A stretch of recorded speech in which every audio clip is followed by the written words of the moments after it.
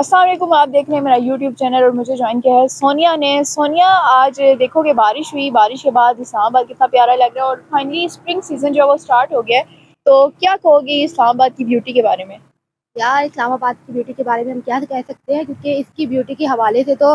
ہم باہر سے جو لوگ آتے ہیں، ہم نے خود ان سے ایک دفعہ بات بھی کی تھی۔ میں نے آئی تھنک تو تمہارے ہی ولاگ میں اس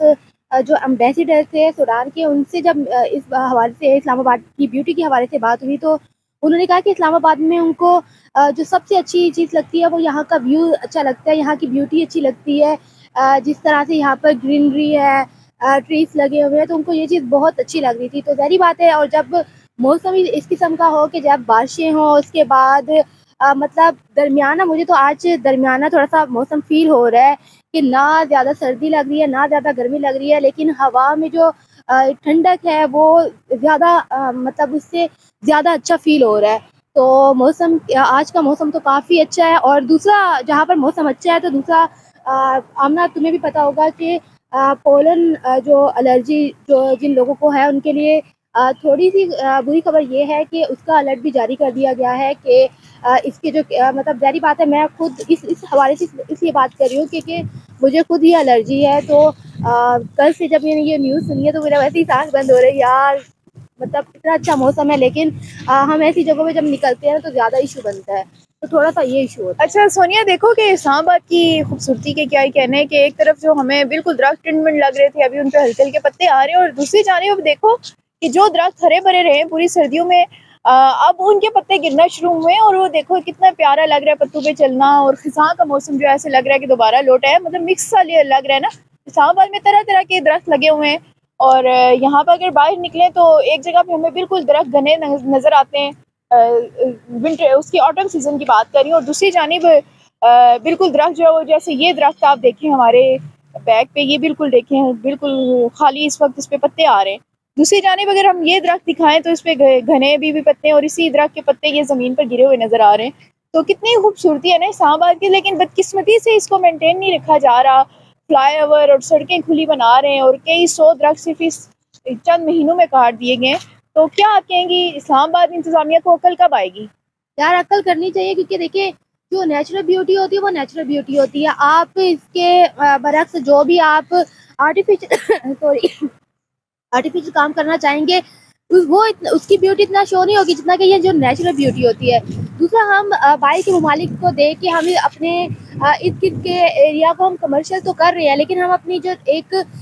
مطلب جو انوائرمنٹ ہے اس کو خراب کر رہے ہیں، ہم اپنی نیچرل بیوٹی کو خراب کر رہے ہیں۔ ہم جو کلائمیٹ چینج کا ہم کہتے رہتے ہیں کہ کلائمیٹ چینج کی وجہ سے یہ ہو رہا ہے، کلائمیٹ چینج کی وجہ سے وہ ہو رہا ہے، پہلے تو یہ بات دیکھنی چاہیے کلائمیٹ چینج کیوں ہو رہا ہے، کیونکہ کلائمیٹ چینج اسی وجہ سے ہو رہا ہے کہ ہم نے اپنے ٹریز کو ہم دن بدن کاٹتے جا رہے ہیں۔ لوگ مطلب شجر کاری کرتے ہیں، لیکن ہم یہاں پر دن بدن ہم دیکھتے ہیں کہ ہم درخت کاٹ رہے ہیں، یہاں پر ہم اس کو کمرشل کر رہے ہیں، تو یہ بھی ایک بہت بڑی وجہ ہے ہمارے کلائمیٹ چینج کی۔ تو ہمیں وہ چیزیں بھی دیکھنی چاہیے جو ہم خود سے اپنے ماحول کو خراب کر رہے ہیں۔ تو ان سے بھی یہ ریکویسٹ ہے کہ ٹھیک ہے، مطلب انسان کو بڑھنا چاہیے، ترقی کرنی چاہیے، لیکن اتنی ترقی نہ کرے کہ جو وہ اپنے ماحول کو ترقی کر دے۔ بالکل ایسے ہی ہے کہ اتنی ترقی نہیں کرنی چاہیے کہ آپ کا انوائرمنٹ جو ہے وہ خراب ہو جائے اور وہ ترقی جو آپ کے گلے پڑ جائے۔ اس وقت اسلام آباد میں موسم بہت ہی خوبصورت ہے، بارش ہوئی ہے، اور اسلام آباد میں کافی لمبے عرصے کے بعد ہمیں دیکھا ہے کہ فیب کے اینڈ میں بارشوں کا سلسلہ شروع ہوا، اور اسلام آباد کے شہریوں نے شکر ادا کیا۔ اس پوری سردیاں جو ہے ہر کوئی ہمیں کھانستا ہوا نظر آیا، اور سونیا نے جیسے بتایا کہ کلائمیٹ چینج کا یہ اثر ہے، تو ایسے ہی ہوا ہے کہ اسلام آباد وہ شہر ہے جس کا کہا جاتا ہے کہ جس کے لوگوں کا اور جس کے موسم کا کوئی بھروسہ نہیں ہے۔ بادل یہاں پر کبھی بھی آ کر برس جاتے ہیں، تیز دھوپ ہوتی تھی اور شام کے ٹائم جو ہے وہ یہاں پر بارش نظر آ رہی ہوتی تھی۔ تو یہ 2 مہینے یہ ونٹر کا سیزن ہم نے دیکھا کہ بالکل ہی تباہ حالی میں تھا، بالکل ہر طرف ڈسٹ ہی ڈسٹ نظر آ رہی تھی، لیکن شکر یہ ہے کہ بارشیں ہوئی ہیں اور اچھی بارشیں ہوئی ہیں، جس کے بعد اسلام آباد کی جو بیوٹی ہے، گرین سرسبز اسلام آباد جو ہے وہ ہمیں واپس نظر آیا، اور ہم نے شکر ادا کیا۔ اس وقت اسلام آباد بھی بالکل کلیئر ہے۔ کچھ عرصہ پہلے کی اگر بات کریں تو مجھے یاد ہے ٹوائلائٹ ایک مووی ہے جس میں ہر طرف ہمیں فوگ اور گرین گرین سارا کچھ نظر آتا ہے۔ تو ونٹرز کو میں آج صبح آتے ہوئے یاد کر رہی تھی کہ ان ونٹرز میں مجھے وہ سیزن نظر نہیں آیا جب میں لیک ویو کے اطراف سے گزرا کرتی تھی، تو وہاں پر گھنے جنگل میں مجھے وہ مووی یاد آتی تھی، اس کے سینز یاد آتے تھے، کہ مجھے لگتا تھا کہ یہ وہ والی لوکیشنز ہیں جو اس مووی میں دکھائی گئی ہیں، تو اب اسلام آباد کی جو بیوٹی ہے وہ مان پڑتی ہوئی میں دکھائی دے رہی ہے، کوئی خاص توجہ نہیں دی جا رہی اس پہ۔ اسلام آباد میں سی ڈی اے کو اگر ہم بات کریں تو سی ڈی اے کا ادارہ اس لیے بنایا گیا تھا کہ اسلام آباد کو مینٹین کر سکیں، لیکن وہ اسلام آباد کو تباہ کر رہے ہیں، جنگل کاٹ رہے ہیں۔ ابھی سرینا کے سامنے سے اتنے درخت کاٹے، تو اس کے ساتھ ہی لیک ویو کے قریب سے دوبارہ سے جنگل کاٹا جا رہا ہے۔ تھوڑے سے آگے جائیں اس میں الگ سے وہاں پہ بالکل ٹن من کر دیا اس کو۔ تو کوئی بھی نہیں دیکھ رہا کہ اسلام آباد کو جو ہے وہ اس کی بیوٹی کو کیسے مینٹین ہم کر سکتے ہیں، کیسے اس کو بچائیں۔ سب بھی اس کو بیچ کھانے کے در پہ ہیں۔